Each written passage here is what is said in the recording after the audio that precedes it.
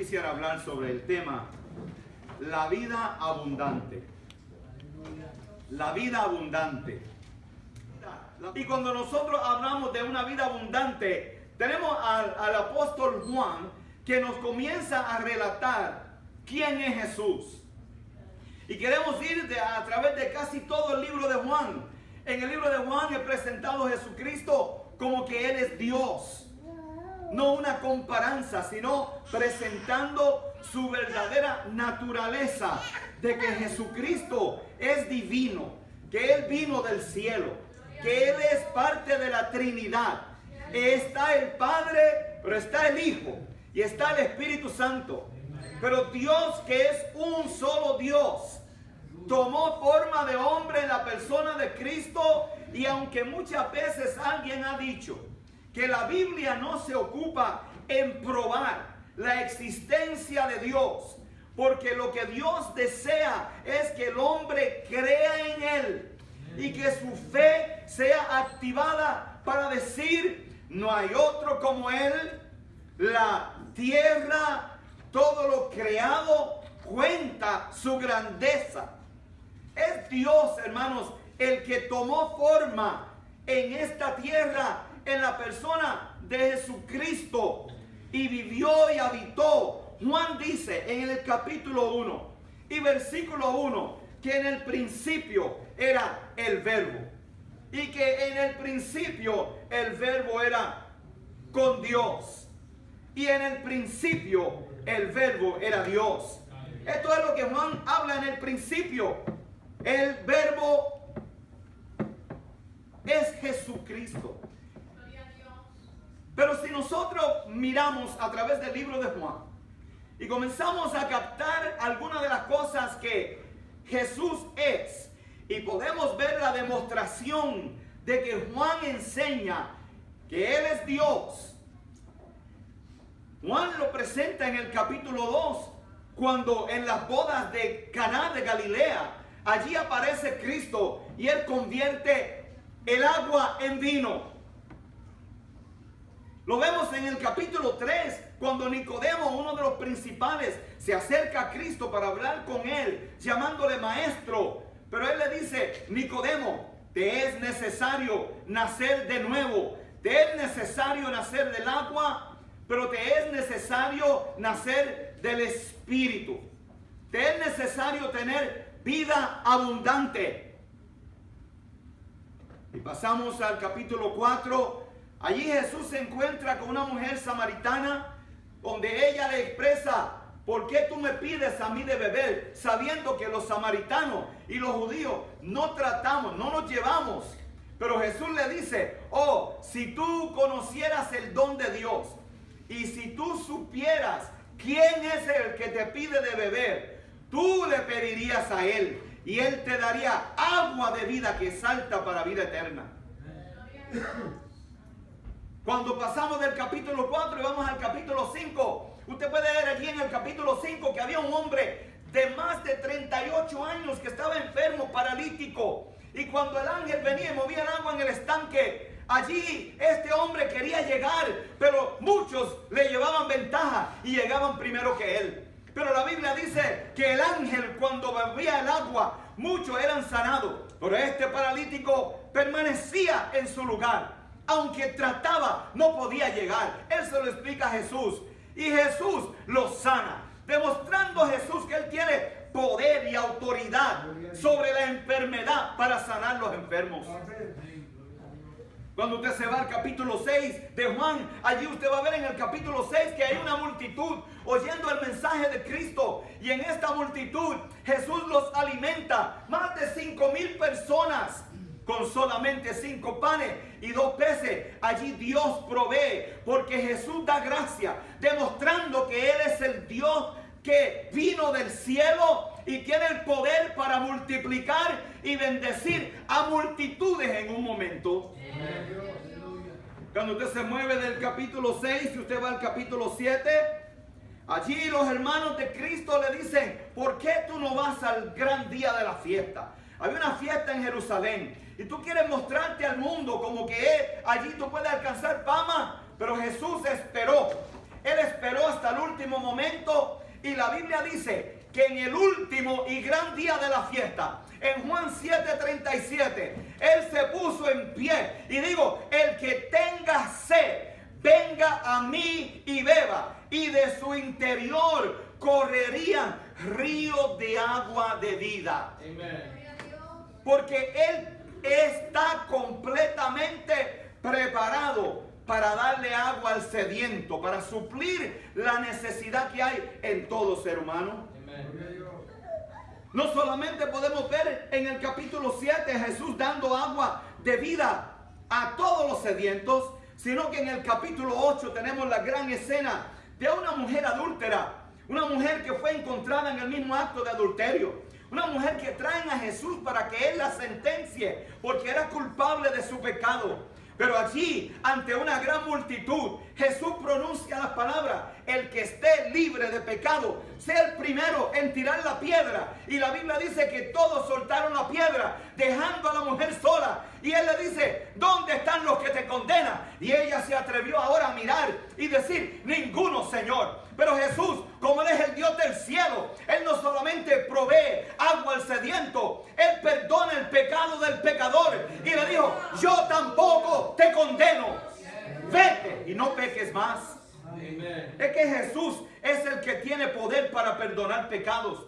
Es lo mismo que dijeron aquellos cuando aquel hombre es bajado por el techo de la casa donde Cristo vivía. Y estando la casa llena, no tuvieron otra opción sino bajar al paralítico por el techo. Y Jesús, viendo el esfuerzo de los 4 amigos y viendo al paralítico ante Él no le dice, eres sano. Él le dice, hijo, tus pecados te son perdonados. Porque Él tiene el poder para perdonar pecados. La Biblia dice que los fariseos comenzaron a mirar alrededor y pensar dentro de sí mismo, pero ¿quién es este hombre que le dice a este paralítico, tus pecados te son perdonados? Pero Él, conociendo el corazón del hombre, estando lleno del Espíritu Santo de Dios para conocer qué es lo que Él tiene que decir ahora, el Espíritu Santo de Dios está sobre Él. Él había venido, hermano, para vendar. Él había venido para sanar. Él había venido para hacer libre. Y en aquella tarde aquel hombre que estaba allí paralítico recibe el perdón de sus pecados. Pero mientras los fariseos miran alrededor y se preguntan, ¿quién es Él? Si solo Dios es el único que puede perdonar pecados. Y Él le dice, yo sé lo que ustedes están pensando, aunque quizás no esté escrito así. Tenemos que conocer qué es lo que la Biblia nos está enseñando. Y Él le dice, para que ustedes entiendan claramente que el Hijo del Hombre, tiene poder para perdonar pecado. A este hombre yo le digo, levántate, toma tu cama y vete para tu casa. Ahora, ¿qué es más fácil? ¿Decirle a alguien tus pecados te son perdonados? ¿O decirle a alguien, levanta, toma tu cama y vete para tu casa? Obviamente su poder quedó demostrado, que Él es Dios con nosotros. Por eso su nombre, la Biblia dice, y Él sería Emmanuel, que es Dios con nosotros. Por eso es que Isaías le dice que Él sería llamado Padre Eterno. Jesús es Dios. Y tenemos a Juan que en cada capítulo nos está presentando lo que Él hizo. Pero si usted no ha tenido lo suficiente con la mujer que Él perdona, tenemos en el capítulo 9 que allí se aparece un hombre que es ciego de nacimiento. Y aquel hombre, Jesús le dice que vaya al estanque, se lave, y él venga viendo. Y la Biblia dice que Jesús sanó a este hombre. Y muchos de la sinagoga no les gustó, se enojaron. Y de nuevo la pregunta, ¿quién es este hombre para hacer esto? Y estamos en día de sábado. Los sábados no se sana a nadie. Déjeme decirle, si yo estoy enfermo, que Dios me sane de sábado a domingo, de lunes a viernes, el weekend, y no deje nada por en medio. Porque cuando uno está necesitado de Dios, Dios llega a tiempo, con tiempo, y a Dios no se le pasa nada. Pero la gente se enojaron porque Él lo sanó en el día del sábado. Pero aquel hombre, cuando él es sanado, le hacen la pregunta, lo interrogan. Dinos quién fue que te sanó. Sabemos que ese hombre es un pecador. Este hombre tenía un testimonio. ¿Cuántos de nosotros podemos afirmar que nosotros tenemos un testimonio? Que alguien llegó a nuestra vida cuando más yo lo necesitaba. Y Él me hizo nueva criatura. Y las cosas viejas pasaron. He aquí ahora todas son hechas nuevas. Ahora yo vivo bajo una vida que se llama la vida abundante del cristiano. La vida que es para vida eterna. ¿Cuánto Dios nos ha enriquecido a nosotros? Si el capítulo 9 fue suficiente para demostrar el poder sanador de Cristo sobre un hombre ciego, en el capítulo 10 vemos cuando Jesús dice, yo soy el buen pastor. Y el buen pastor su vida da por las ovejas. En el capítulo 11 tenemos el escenario cuando Jesús es buscado por dos hermanas, donde un hermano de ellos había muerto. Qué triste cuando llega la tragedia a nuestra vida, cuando llega la muerte, cuando llega el divorcio, cuando llega la amargura, cuando llega la opresión, cuando llega el conflicto, cuando llega el ataque a nosotros.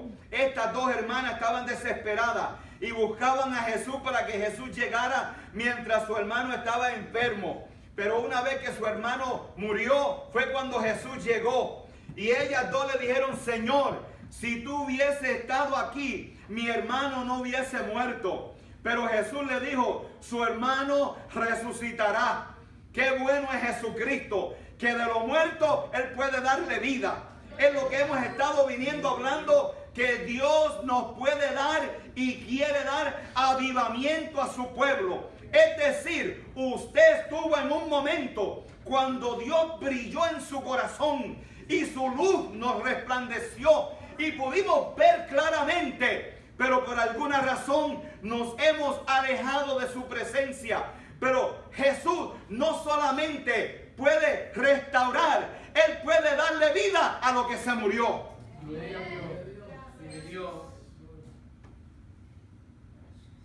Lázaro fue resucitado.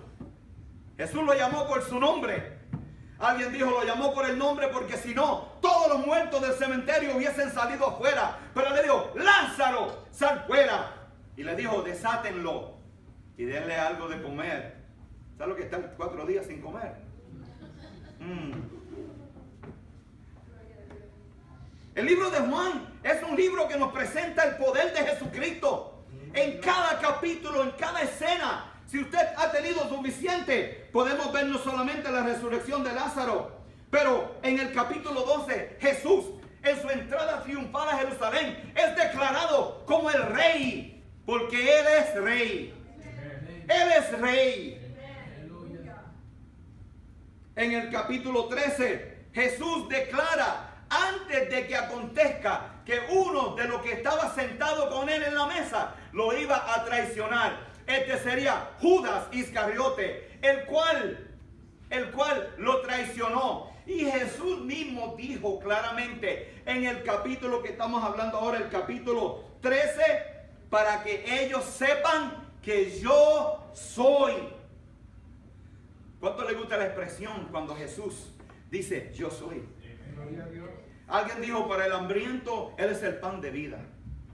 Para el ciego Él le dijo, yo soy la luz del mundo. Para la oveja perdida, Él es el buen pastor. Hermano, el Señor, Él es el todo en nuestra vida. Y nuestra vida no debe de rodear cerca de todo lo que vemos, sino nuestra vida debe estar concentrada quien nos ha dado vida abundante, que es Jesús, el Salvador. Quien tuvo misericordia de mí, estando perdido nosotros en nuestro pecado, a su debido tiempo Dios envió a su Hijo en propiciación por nuestros pecados. Ahora tenemos vida abundante. A Él sea la gloria. En el capítulo 14, Jesús, hablando con los discípulos, Él le dice, el que me ha visto a mí, ha visto al Padre.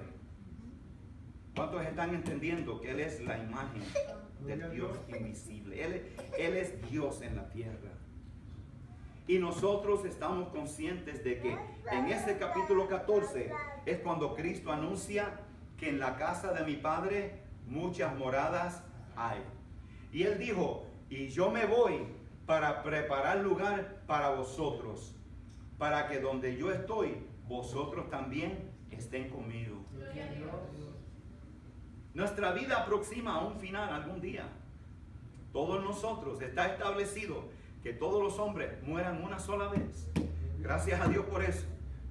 Que todos los hombres mueran una vez y después será el juicio. Pero ¿cuántos sabemos que los que están en Cristo ya no mueren? Porque el que está en Cristo ha pasado de muerte a vida. Aleluya. Y decía el maestro en la escuela bíblica en Romanos capítulo 8 y versículo 1, y lo escribió el apóstol Pablo, que no hay condenación. No hay condenación para los que están en Cristo Jesús. Gracias a Dios que nosotros ya, nuestro pecado ha sido juzgado. Y tenemos un abogado que constantemente intercede por nosotros. Es el mismo que le dijo a Pedro, Pedro, yo he orado por ti para que tu fe no te falte. Gloria a Dios. Jesús dijo en San Juan 14, yo soy el camino, yo soy la verdad y yo soy la vida. Él es la vid verdadera y los pámpanos sin Él no pueden subsistir, no pueden permanecer. Solamente nosotros podemos tener vida que cuando estamos injertados a la vid verdadera, de donde surge toda sustancia de vida. La razón que en esta mañana usted pudo levantarse es porque Jesucristo es bondadoso y nos dio fuerza para ponernos en pie, abrió nuestros ojos, preparó nuestro cuerpo. Hermano, cuando alguien dice, este año nosotros hemos sido bendecidos, debía de haber un gracias a Jesús, un gloria a Dios, un Señor, tú eres bueno. Porque aunque usted no haya recibido lo que usted quería, Dios le ha dado todo lo que usted necesita. Nada nos falta. David dijo en su proclamación de lo que es confiar en Dios: yo fui joven, pero yo he envejecido y yo no he visto justo desamparado, ni tampoco he visto a su descendencia que mendigue pan. Es que Dios es bueno.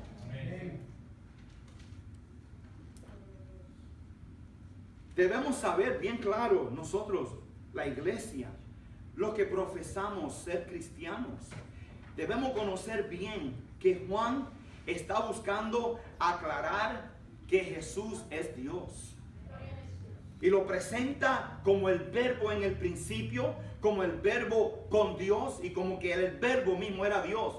¿Y cómo sabemos que se refiere a Jesucristo? Porque en Juan 1:14 dice, y el verbo se hizo carne y vimos su gloria como la del unigénito del Padre, lleno de gracia y de verdad.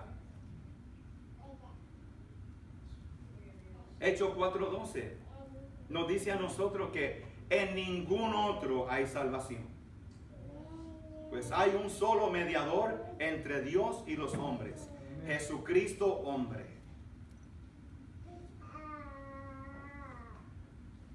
Juan quiere que nosotros entendamos bien claro que la divinidad de Jesús es evidente por sus obras que Él hizo en esta tierra.